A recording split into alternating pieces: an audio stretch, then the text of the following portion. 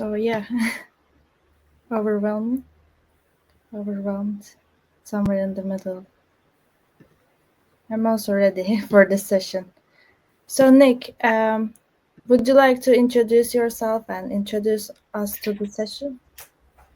Yeah, sure. Hello, world. Absolute pleasure to be here, and yeah, very privileged to have the opportunity today. And my name is Nick. You can call me Petchy if you prefer. And yeah, hello from down under Melbourne, Australia. It is currently 7:04 p.m. Yeah, we were jamming on, what can we do? What can we do for an hour of power? And something I've been doing out in the field with organisations and also postgrad kind of university level is taking people deeper into the practice of design. And part of that is a prototype academy that I've kind of been running. So I thought I would pull out a sort of a small slice of that and take us through that today. So yeah, we'll open up with a bit of an icebreaker. There's going to be a bit of theory, and definitely I think the approach today is one of exposure over experience. To show just how deep prototyping can actually go. It gets pretty scary. And then we're going to do a little bit of practice exercise together. We'll mostly use the chat today, and then we'll come back together for a little bit of reflection to reflect on perhaps what this might all mean. So I'll share my screen and we'll get things underway.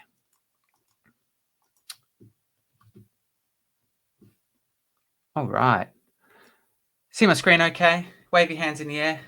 Oh, fine. Awesome. Fantastic. So I'll keep it in this view because I've got one of those really, really wide, like 50-inch monitors, and I find it goes quite small in butter sometimes. So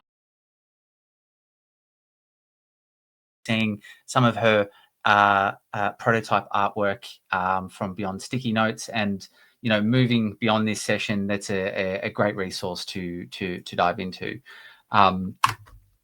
So how are we going to use this space and time today? Well, I was thinking the best thing really is to bring on an advanced level of design theory and practice in today's session, and really take an exposure over experience approach. Hopefully, with the intention of inspiring you to think differently about prototyping, to never really look at it the same way again, potentially.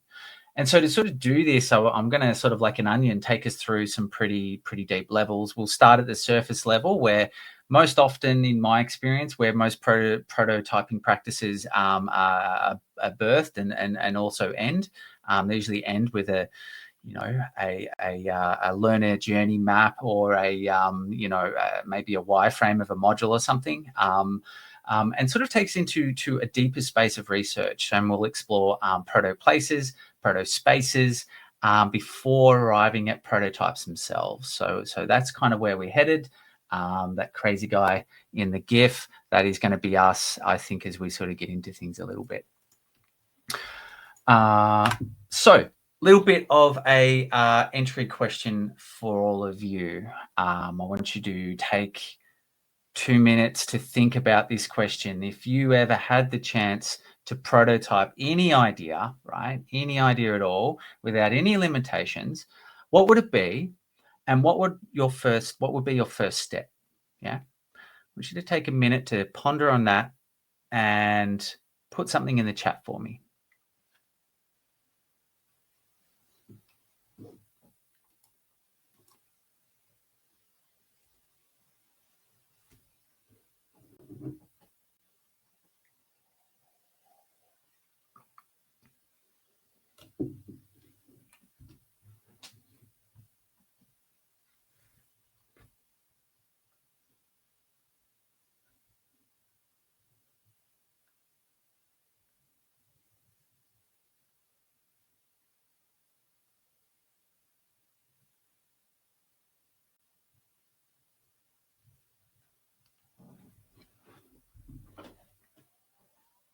All right, we've got some coming in. So a board game for teams to get them more into experimenting for a meaningful learning space. Love it. Love it.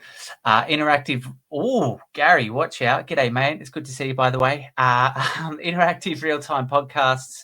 Yeah, bring the live streaming aspect of Twitch, YouTube to audio. I love that. Gary, I'm a video gamer. I'm a gamer. I'm very much into that. My business is top of mind. Okay, so journey for my clients. Okay. Interesting. And live event, possibly outdoor with some games and prizes. Yeah, very, very cool. Awesome. So we're going to definitely, I think, cover some territory that can get at those types of spaces, the more experiential types of spaces, potentially things that aren't measurable, and look at a few different aspects as well. Develop a real life storybook where you could interact with characters. Well, that does sound pretty good. It sounds like you should get into video games as well, I think, because that's very much what they are. Loving it. All right. I'll give it one more second in case there's any more that come through.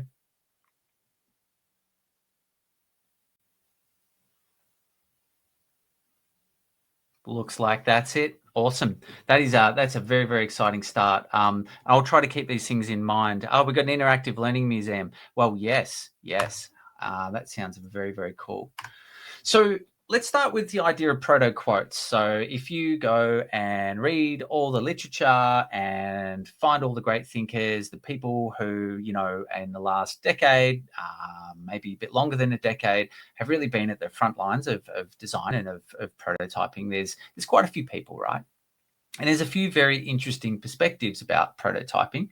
Dom Norman, if anyone's familiar with Dom, the value of prototyping is in the conversations that it actually triggers. It's not in the prototype itself. It's a very interesting shift because a lot of people, I feel, put all the love and joy into the prototype to like it's a piece of art. And they miss the whole point that the prototype is about triggering new, interesting conversations. Tom, who's got some fantastic methods and stuff out there, like how to draw toast, says prototyping is the conversation that you have with your ideas, and conversations are iterative. Nathan, is again referring to a language of design, right? That prototyping is a language of innovation, which is very interesting. If we come over to the left, Liz Sanders, who's fantastic, is very clear and very grounded, right? Prototyping is an iterative process that allows designers to experiment, refine their ideas. But the key word here is making, and we'll dive into making a little bit deeper and what that sort of means. David Kelly, who's very much the person responsible for making design thinking the world's biggest design brand, so it overshadows all the other forms of design, says, prototype is worth 1,000 meetings. And he's absolutely right. It is absolutely worth 1,000 meetings. But Michael has a very interesting, and Michael's, more of an anthropologist and really looks at these things a bit deeply and differently. But in a nutshell, his answer is that prototyping has always existed, right? And it has really existed for about 3.2 million years since we started making tools as a species, right? And for most of human history. And it's been more important for really where we are today than science and planning, right? It's a very deep perspective, right, about what prototyping is really about. There's actually a whole bunch of new research now that is showing how tooling and prototyping has actually physically changed the shape of our brains and the way in which our brains work. Scarily, mobile phones as well, but we won't talk about that today. But this gives you kind of a bit of a wide range of like prototype as a material language for what we're doing, that it's about making and the psychomotor aspects, that it has a real value in the business world from David Kelly's perspective. But then really holistically, it's actually something we've been doing for a very, very long time, whether we choose to kind of recognize it or not. And it's very inherent in what we sort of do. Now we'll dive into some proto places, right? And the idea I sort of wanted to cover off here is the fact that depending on the intentionality we bring to design, whether we consider ourselves to be an expert or whether we consider ourselves participatory designers working with the people in which we're designing for, the types of prototypes and the types of outcomes can dramatically change, right? Because it really comes back to what is our intention when we think about design. And this is some of Liz Sanders' work. And what's really interesting about this work is what you're kind of looking at here is round about, 80 years of design, right, as it's evolved. And we sort of started down the bottom left-hand corner. We always used to think of the people in which we're designing for really as scientific subjects, actually. And over, the period of about 80 years or so, we've made this transition to the top right-hand corner. So the front line, the outer boundary, the new frontier of research and of design is the top right-hand side. We are the cool kids up there. The people down the bottom left are kind of like grumpy and not quite sure about us because we're running around prototyping as we're walking down the street, and they're like, no, it has to happen in a lab. It has to be like clinical setting, and these are scientific subjects. So this is kind of an interesting thing to ponder on about what is your mindset when you approach design, when you approach prototyping, and what value set are you really holding with this stuff, okay? I'll share some of this after as well. There's some fantastic papers on this. There's so many ways to access and do research through prototyping. So what I'll do now is a little bit strange, but I'm going to take us into the domain of learning and a perspective, an emerging perspective, really, that is probably more at the innovative edge about what learning is, because prototyping is actually a form of learning and is a very rich form of learning. And really, learning can be seen simply as an expanded field of making. We are definitely entering an era where I think everyone's had just about enough content. I'm pretty sure it's time to turn some of those modules off, turn some of those, hours and hours of clicking next kind of, out the way. But, really learning really happens in these kind of complex kind of living systems, right? And so a lot of the work I do is about doing systems level work and enabling sometimes hundreds, if not thousands of people to be able to access a whole new way of learning through making. And this is the work of Lisa Grockett. She's an Aussie. Woohoo! Well, she's Kiwi actually, but is based in Australia, so close. But she's got some beautiful work in her kind of realm, which looks at learning as an expanded field of making and has really kind of dialed things down to be able to figure out, okay, well, dependent on the space in which we're entering, the context, right? What types of intentions towards prototypes might we actually use so that it is rich in learning, right? So if it's experience orientated and solution focused, then we should focus on doing prototypes and imagining about making change, about making fun, right? On the other side, though, if it's more speculative, right, and not really solution focused, but more like vision type work about the future, well, then we're going to have to kind of maybe do some more like make sense, make possible, maybe make believe, or even often the basics, which is just to make the system visible first.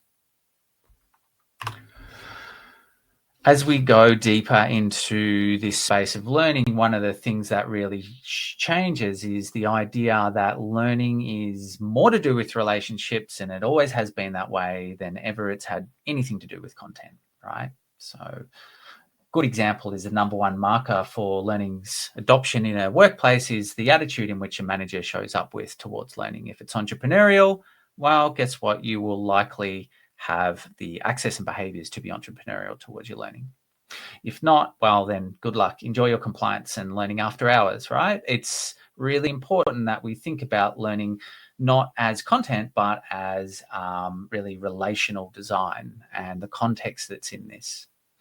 And I'll pull through on this and it'll make a little bit of sense later, but the factors of psychology and the social aspect and the temporal aspect, as in what time of day do people feel safe and in what environment, makes all the difference to learning and how learning is designed and how learning is enabled inside of complex systems.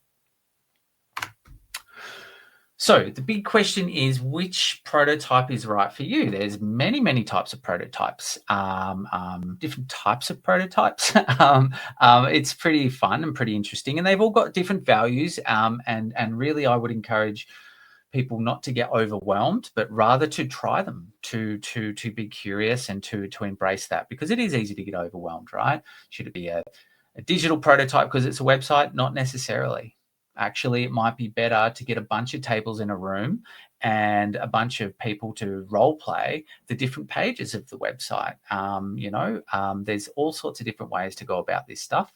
And I'm going to take you through a whole bunch of different sort of deep dives on each of these prototypes today to show you what the trade-offs kind of are. But an important piece of theory that I kind of want to sort of touch on here is the 4 orders of design, because if you haven't seen this as a piece of design theory before, it's really, really useful. So useful that it's really going to help you, figure out where your career actually sits in terms of design, what types of problem spaces you're actually building for, but also what to be prototyping, okay? So essentially there's 4 orders of design. We've got the kind of the graphic order, which is, about designing symbols and images and text to communicate, right? Like designing a book, for example, or, even designing, a PDF, right? But then you've got the second order of design. This is about making products, objects, right? Even buildings and machines, if we want to sort of go there. Then we've got this interaction layer that sort of came about in the sort of the 70s, where we starting to design experience and service. And now the whole world is actually sitting right here. Just as an FYI, we've sort of done graphic when we did print and everything, and product was like the last sort of 10 years. Right now, we are sitting at this interaction intersection. This is where the changes are actually happening in the world, and it's a really exciting place. And is also why service design is now the number one kind of design practice out there, and experience design and so on and so on. And it's about to get completely demolished by generative AI, and all interfaces will dissolve and change, and there's a lot going on. But then we've got this systems territory, and I might come across as a little bit of weird or different, and that's because I play up in the systems territory. I started as a bookmaker on the graphic level, stumbled my way into product, fell into service and experience, and now I'm kind of crawling my way into this type of systems territory, right? Where it's really thinking about how do we change the way in which learning and work actually occur in an organization or a culture at scale. Understanding these orders, right, is really key, and each layer offers these kind of unique insights and opportunities to do things, right, from the visual to the functional to the complexities of interaction, and even the things that can't be measured at a systems level. I want to show you a super quick use case here, something designed for Lego. In summary, the brief or the problem space they gave us was, we want organizations all over the world in different languages who you'll never be able to speak to or help organize or plan or do anything to actually get into their building. We want them to put play at the center of everything they do every day, so that we might be able to bring play into the workplace, right? Fundamentally, to change situations at work that aren't playful into playful ones. And so this was a sort of a very fun problem to solve for me. It had to be simple, it had to be universal, it had to be languageable. So it could be, if you didn't speak English, you could use it, right? Which is hard for me as an English-only speaker to think about. So there's a lot to think about. But the idea here with this circle is it becomes a physical object in physical space in every school and every organization. And the idea is that you stand around the circle, you put the situation at work that isn't creating connection, well-being, or new thinking into the center, which gives it permission to change. By standing around the space, you've created space, and then what you do is you ideate around the circle about how might we make this situation at work more meaningful, more joyful, more iterative, more social, more actively engaging. And so what you're looking at here is actually a learning device, first and foremost, but it's actually also a human prototyping tool. And so I wanted to sort of surface this up because this is a prototype. This is actually a product prototyping tool that allows people who go to work who aren't necessarily designers to be able to prototype a better world of work on demand. I've been sort of mapping this stuff for some time, as you might do, to try to look at what this actually might do to organizations, living systems, and so on and so on. So if we kind of encourage people to bring their wicked problems to a play device that is centered and instructed around the idea of changing situations that work that aren't playful into more playful ones so that we can create well-being, connection, and new thinking, right?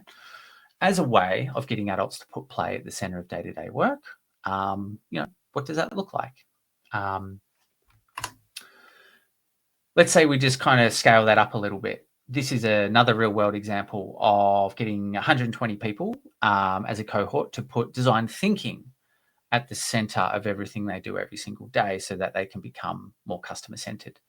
So the idea here is what we actually did is created a problem factory space for them. They would bring their problems, their customer problems together, and they would collaborate. This one's moving a little bit faster. That's for a reason. We found that this problem factory thing moved a lot faster than the play thing. And these drop-in sessions were the thing that really kind of drove it. Another prototype scaled up. This one's for 2,400 people. What happens if we create an organizational learning ecosystem as a prototype for 16 roles for the future underpinned by 35 capabilities, right? How do all of our aspects of design enable this system to actually work, right? Very, very interesting stuff to run and observe. And this one, it was actually really successful. But what I'm sort of showing you here is really that organizations can actually be prototypes in themselves as well. I know that's crazy, but think about it, right? You've got work, you've got rules, you've got routines, you've got the human phenomena of learning. You can do just about anything you want inside of these spaces. So work or the workplace or the community offers really the richest resource in order to actually prototype as a researcher. So let's get into prototypes a little bit further. As per normal, I've definitely added way too much theory. I can't help it. I'm wired that way. I was saying before the session, but I'm going to sort of just take us through now the different common types of prototyping that exist. We'll quickly chat on the kind of the trade-offs for these things, right? Because there is no right prototype. There is only the right problem to solve, okay? And each gives a different calling. From there, we'll dive into doing a little bit of an activity together. But let's start with the basics. Paper prototypes, right? They can show a basic idea in one dimension. They're pretty good. They're good for like testing if an idea has actual value and if it's actually worth exploring further. I don't know about you, but like my desk next to me is just full of micro paper prototypes all day long, right? It's like, oh yeah, that's interesting. And a little circle with it. Thing on it and then a widget and and then I'll stick it there and I'll look at it on my monitor. Here's an example, right? That's an example there, and I'll look at that for a little while and I'll go, is that worth pursuing, right? That's what these paper prototypes good. They've got key strengths in them. They're very quickly, you can iterate them quickly, you can cut bits out, but they're kind of really inaccessible for people who can't imagine what the real thing might be like. Yeah. The next is cardboard prototypes. This is actually how Google, oh my God, come on, brain. This is how the Google VR stuff was actually developed. It was actually a pizza box at lunchtime sent up to the CEO. True story. So, this has definitely got its merits. It's really good. to model a product, a building, or like an environment, but it's, there's some other methods for environments and experiences too. But the process of kind of cardboard modeling, cardboard's a really good tactile type of materiality.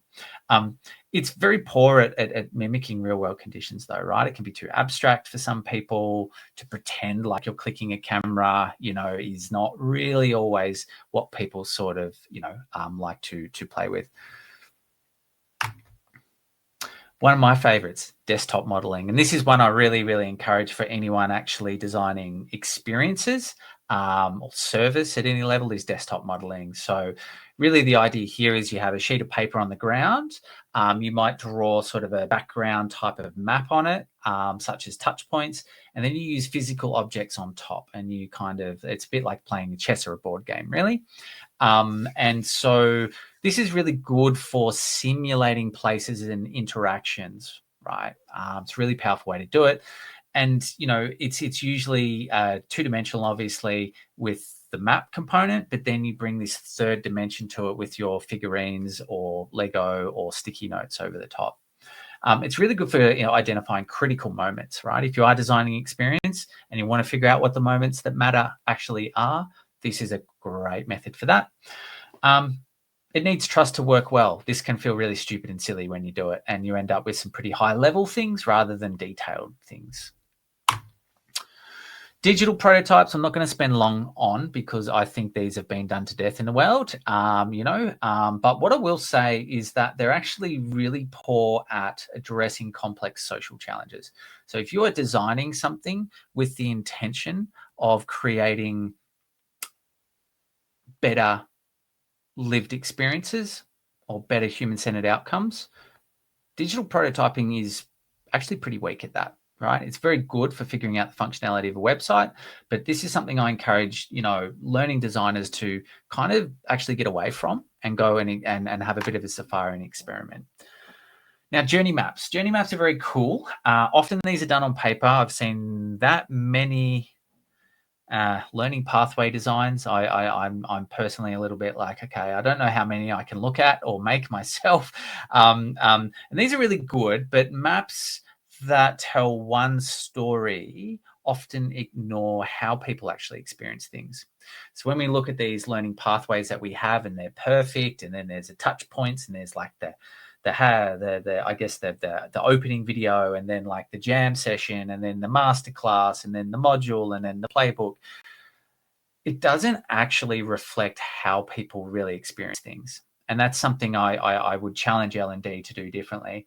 One of the ways we do service maps is we get a room, we get desks, and we put people behind the desks, and they have a job to play at each point of the experience. Even if it's a workshop that happens and it's 3 days, right? They'll kind of act that out over, say, 2 or 3 minutes, and then the user will move to the next desk and the next desk and the next desk.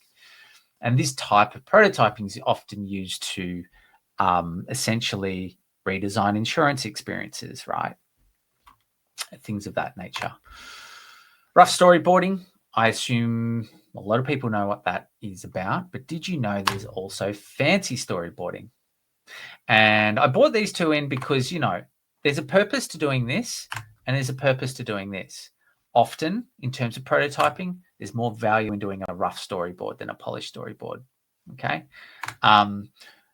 The only time I think a really fancy storyboard is good is if you're actually going to go and do live action with product design, to be fair, right?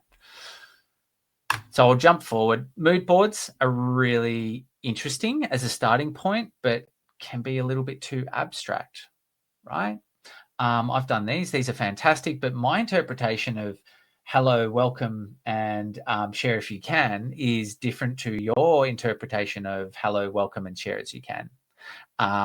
So, these have a trade-off in terms of strengths and weaknesses, like all prototypes, but you'll get richer insights if you explore why people like or are drawn to specific elements of a mood board. So they're good for testing and getting into deeper territory with people. So last but also not least is speculative fiction. So the thing that is cool about speculative fiction is it can give a voice to people potentially who have not had one before. One of the things I feel needs to be said about human-centered design is it's not about feeling empathy for the person. I hear this often.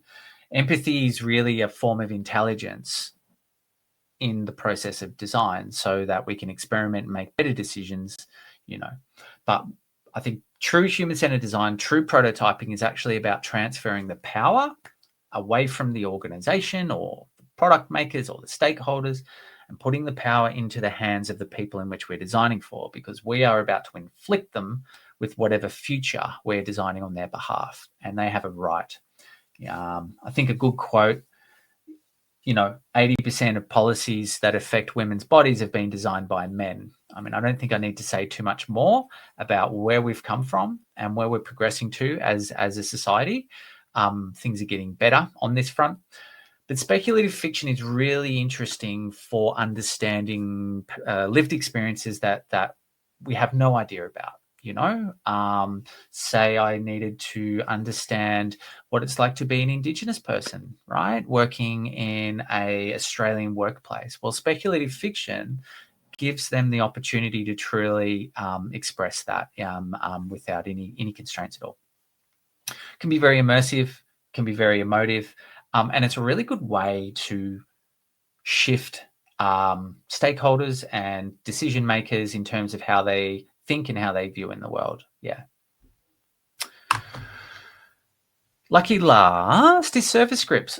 I really like service scripts. I put it last because it seems to be the most boring, but service scripts are awesome. They are really, really cool, because if we wanted to, say, change the customer experience when we get, I don't know, an IT service request, and we want to create a more personalized type of experience for people, okay, what would we say? And then I'm just going to call you on the phone and I'm going to practice on you. Very, very, very powerful. And service scripts are often used to run or maintain really solid customer experiences and employee experiences. There's some other items worth mentioning. Theory of change, which I would definitely encourage people to go and have a bit of a look at. This can be more for doing social impact work, partnerships, creating movements, things of that nature. So I will stop sharing my screen there switch on over here, because that's going to be pretty overwhelming. There's a lot of information. I will share some materials afterwards, but my intention was to give exposure. Yeah. Probably ignoring the rule of cognitive load for sure, but just to kind of take you through to show you, I guess that sort of deeper end of prototyping. What I'll do now is I think we're going to jump into a bit of an activity together. And to do this activity, we'll use the chat. I'm going to share this up on the screen in a different window. Bear with me as I find the share button again.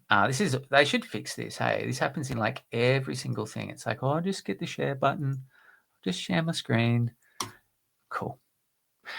So hope you can see my screen here. So this is going to be a lot of fun. And, one of the things I was thinking about is like, what do we do in this session? Do I get people to prototype something? Do I do this? Do I do that? And I said, I think the most important thing about prototyping in general is how you think about prototyping, right? It's not so much about the prototype itself. That's part of it, right? And we need actually real world users to actually do anything useful with prototyping, actually. Because if you're just prototyping with yourself, well, you sort of, using it as a thinking tool, that's great. But, a true prototype isn't really born until it's in the hands of the users, as they sort of say. So I thought, okay, this particular activity, what we'll do is we'll use Protobot, and I love Protobot. Protobot is going to give us just the most craziest problems to solve. And I reckon we do like 3 of them, and we'll take about 5 minutes maybe, or maybe 3 minutes or so for each problem. And I'll hit randomize. We'll have a problem up on the screen. I want you to take 3 minutes to kind of go, okay, What would I prototype? Why?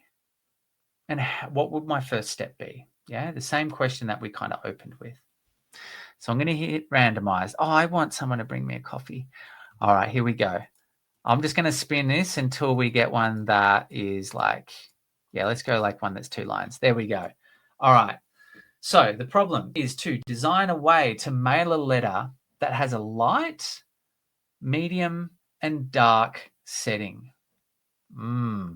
Design a way to mail a letter that has a light, medium, and dark setting.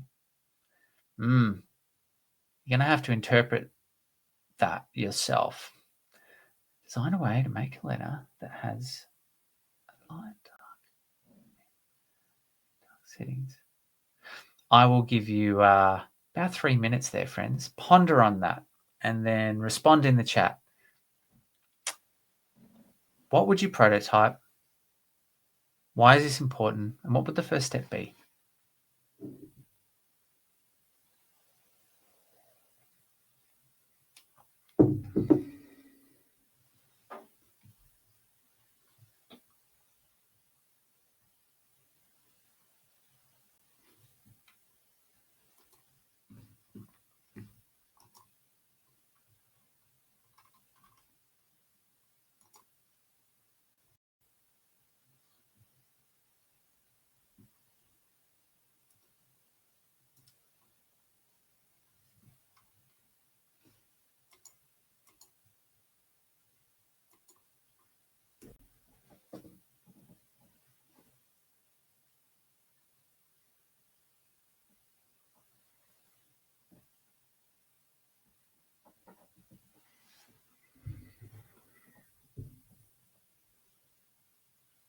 For whom and why those settings? Well, that is the question. That is the question. So I would say, Aniki, I'm sorry. I would say a good question is, how would you find out who this is for and what the right setting is? What could you prototype to venture through that space? This should hurt the brain, by the way. This is designed to hurt the brain, which is good. That means we're, going to a good space. And I didn't do it. The Protobot did this. You can't blame me. It's Protobot's fault.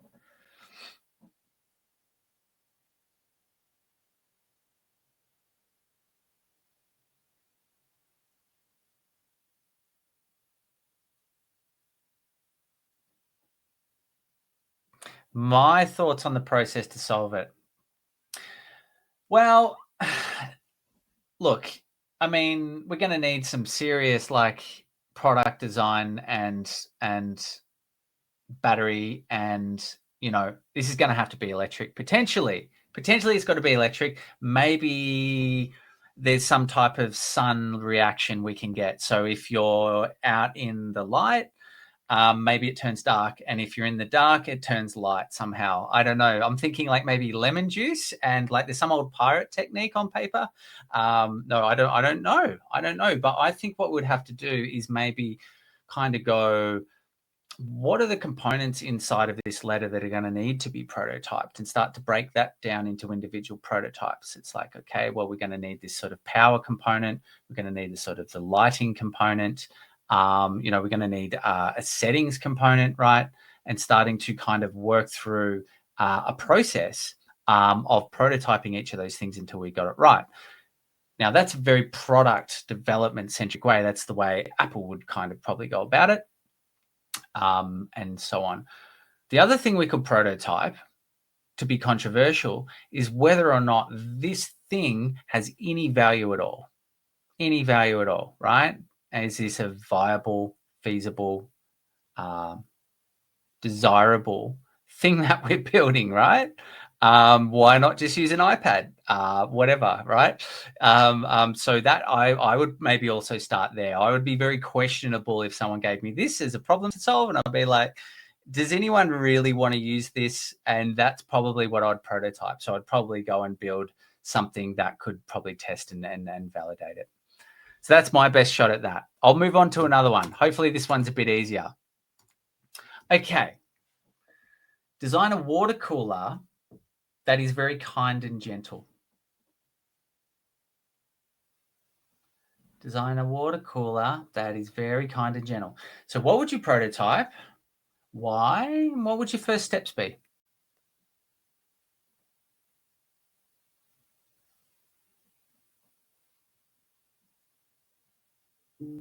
Nice. Yeah, I think that's cool. A mood board, right? And trying to hone in on what kind and gentle is to people, or how it's, yeah. For me, it's like kittens, soft lighting. That's kind of at this hour of the day, right? It's also in people's facial expressions. Yeah, like.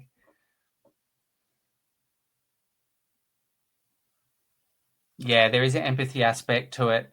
What's interesting about empathy, the way we feel empathy is often by actually mimicking the facial expressions of others, which is kind of an interesting piece of the science, right? So it's harder to feel empathy over Teams and stuff with obviously with without seeing people's faces in this remote world, but yeah, maybe we build a water cooler that mimics the way people walk up to it and sort of responds in a different way, or pretty out there. No one will fund that, I know.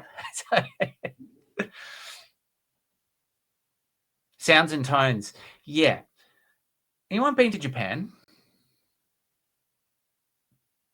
Okay, so I love Japan, and I reckon I've traveled a lot. Awesome.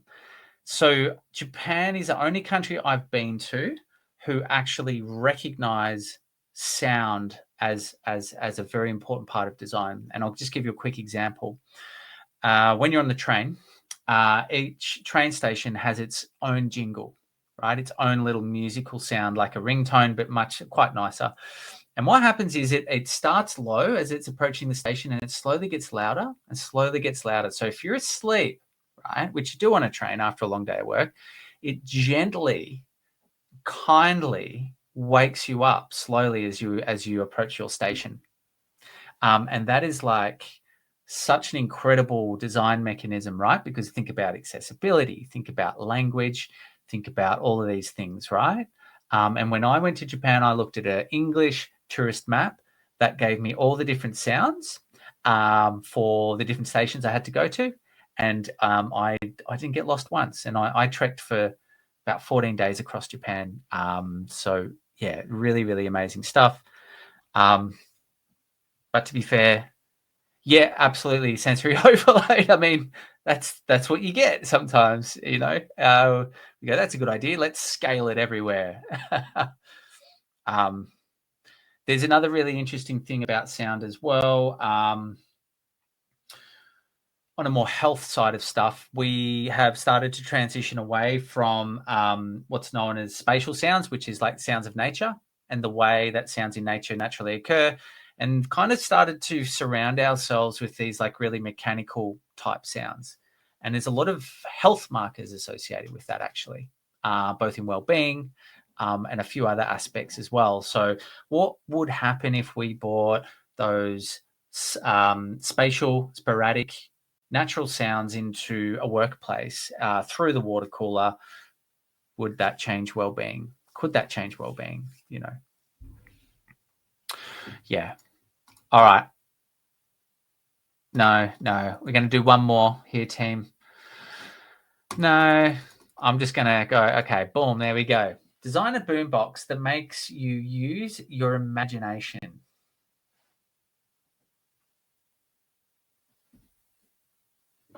Design a boombox that makes you use your imagination. What would you prototype? Why? And what would be the first thing you'd do?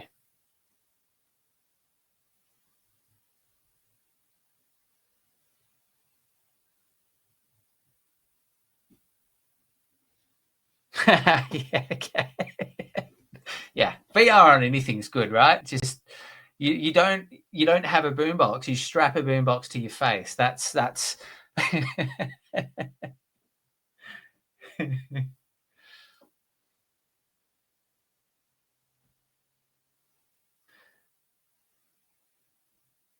Just while you're thinking, I'll think out loud a little bit too, maybe. But I reckon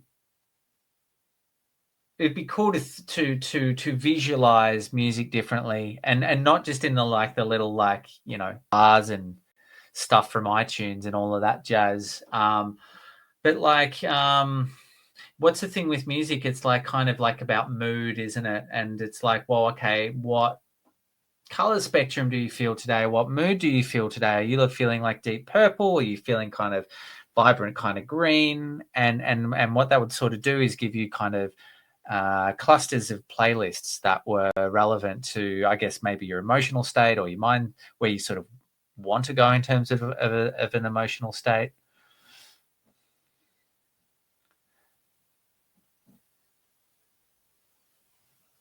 Maybe it made you listen to music you hadn't listened to before.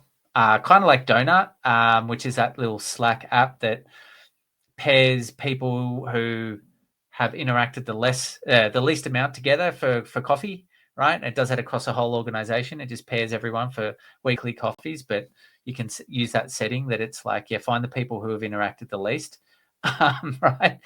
Force them to connect to create cohesion.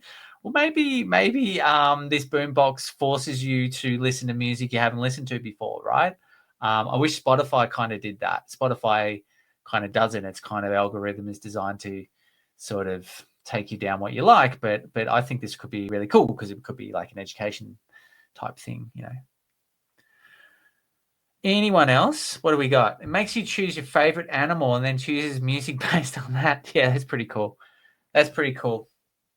What is your favorite animal, by the way? Mine is a pine marten. I don't think many people know what a pine marten is. They are, I will drop it in here. It's probably in here because I show everyone I meet pretty much. Here we go. Look at the pine marten. By far, I'll find, look at this little fella. Now he eats bird eggs, so he's not all good. But yeah, absolutely gorgeous. Love them. I'd love to be a pine marten. I'd be so happy. Maybe I will be. A giraffe, yeah. Awesome. All right. So maybe I hope that was good and stretched your thinking. It's a little bit abstract. I know we didn't get heaps of responses in the chat. But that's kind of like a brain muscle kind of, process that you can do with yourself to really stretch and expand your creative thinking. It's really, really hard to think about what we should prototype and why, but you can see that it automatically kind of takes us into a very kind of creative space. So what I'll do now is I reckon we jump into a little bit of a harvest question, Damala. What do you think there, friend?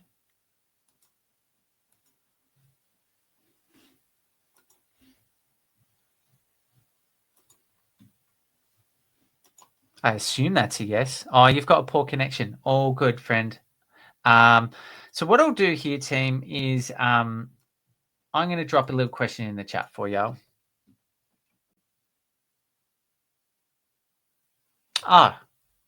Fantastic. So this little question here, how might the practice of prototyping transform your perspective on the nature of problems that you're addressing, and refine the role of a designer in the context of designing learning experiences, right? To give you a little bit of context, all too often what I see is we're designing learning. Okay, cool. I'll start prototyping a journey map. I'll start prototyping a module, right?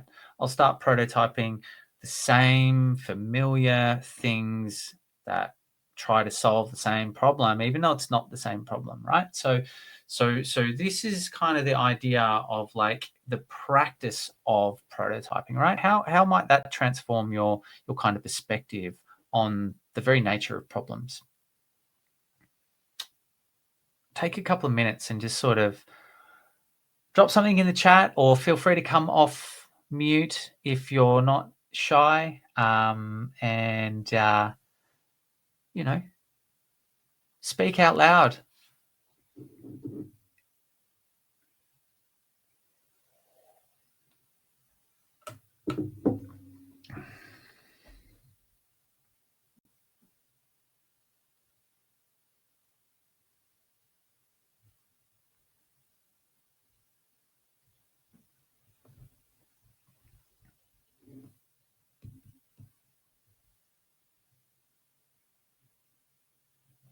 I'm going to think aloud here. Because it's quite a hi Nick, big question, and it's the first time I've been exposed to so many different interesting ways of thinking, almost, or approaching prototyping. And in my head, when I would do prototyping, for me it was always one thing, or like a storyboard, or it felt like quite limiting, kind of. I did not consider all of these ways of prototyping or thinking about a prototype. So first of all, thank you for that. And I think for me, in terms of learning design, what I think it can do for me is to really help me think before I design a training or a learning experience. Well, if I want to do a prototype on this, what questions then, will help me kind of ask different kinds of questions, understand design for kind of include different perspectives in the design. Yes. So I think it's very useful, and it really can inform also the end design, because maybe, the results you get from the prototype can really influence, then maybe you can change the idea you initially had, so to speak, and make it even more powerful and more useful to the learners. So maybe I'm not the best at explaining it concretely, but I think in my head, it's like, wow, there's so many things that I didn't consider before designing that can really change the shape of the end design. Yeah. And I think you nailed it. Personally, a lot better than me. You said a lot more succinctly and clearly. I can't do that because I've got what's it called, monkey brain. There's about 9 monkeys that operate my brain. I think that is fantastic. And you picked up on something really powerful, really, really powerful, which is like, okay, what would happen if you transferred all of the power you have as a learning designer, right, into the hands of the people you're designing for? And your job was just to facilitate that. And what if you let them prototype what they feel the right experience might ought to be for them, right? Because then that gets kind of interesting, right? It's like, like how do they work through imagining their experience, and how do you facilitate it, obviously, but you never quite know what they'll come up with. And I've done this in a few instances myself, where I've literally just turned the whole design over to, it's called lazy design, I call it, and I just turn the whole design over to the learners, like a cohort of them, and I say, good, you got to design your own onboarding, right? Map it out. I don't care. No, go away. Go back in your room and just come back in an hour, and you're going to showcase it in front of the boss. Like literally that type of setup. And they absolutely love it. And they build the most incredible kind of experience for themselves. And then we can shape that up and test that further, and so on and so on. But just throwing that out there. Yeah. Yeah. Provocation to discover it in the discovery phase. Yeah, speculative fiction. Yeah. And don't forget, reality can be a prototype. Organizations can be a prototype as well, because sometimes to prototype things, it's like, well, to figure that out, I would need 200 people over 2.5 weeks doing this kind of weird thing differently, and then seeing if it's any good or if it's right. So it's not the final product. It's often called a pilot, right? But I think a better way to sort of look at these things to do better edge case learning in clients and organizations and stuff is to go, let's build a prototype. Let's test it, right? If we want to get away from 40-minute modules, I know we all do. Is there anyone in the room who likes a 40-minute module, by the way? No. Good. If we want to get away from that, one of the ways to de-risk design as well is through prototyping. And I didn't get too into the boring side of stuff, But prototyping is like a business viable method of de-risking the outcomes the organization's asking for. So, yeah, there's a bit of that in there. Anyone else? You're all full of wisdom. I feel like someone turned the camera on. I can hear a background noise.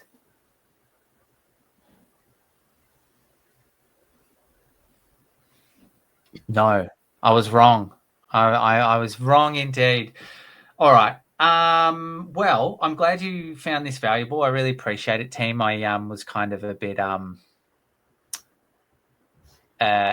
scrambling to put this together because I was traveling a lot. Hello.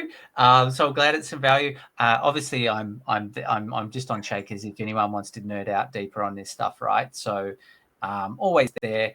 I'll try and put a little thing together with some some literature and a couple other bits and bobs if anyone's keen to take their stuff further. And yeah, I might pass back over to your wonderful self, Damala. I've given you all but 1 minute to do your 5-minute thing at the end. I'm sorry.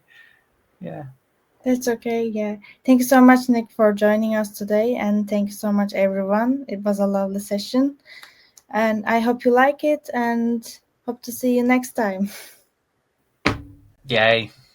It was really interesting. Right. Thank you. Yeah. Welcome. It's easy. Thank Be you. good. Don't get captured out there. Bye. Keep prototyping.